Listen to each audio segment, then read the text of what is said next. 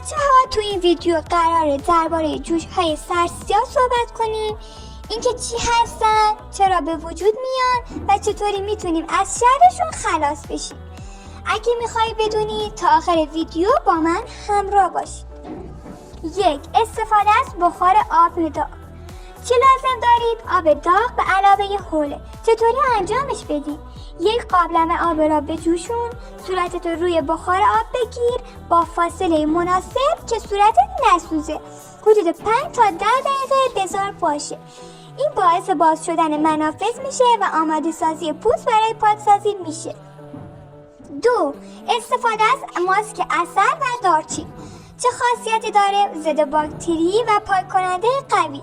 طرز تهیه‌اش چجوریه؟ یک قاشق غذاخوری عسل، نصف قاشق چایخوری دارچین رو با هم مخلوط کن و روی ناحیه بینی یا چانه جایی که جوش سرسیاه دارید بذارید.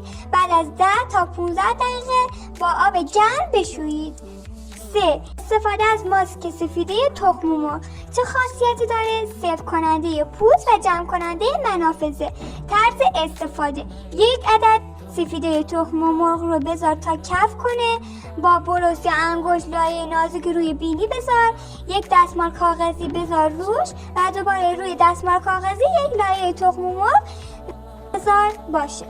بعد کاملا که خوش شد با آب سرد صورتتو بشور. 4. ماسک خاک رز. چی لازم دارین؟ خاک رز به علاوه کلاه.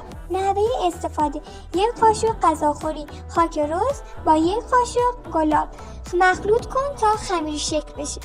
10 تا 15 دقیقه روی پوستت بذار، بعد با آب گرم بشویی. 5. لایه برداری با شکر و روغن زیتون.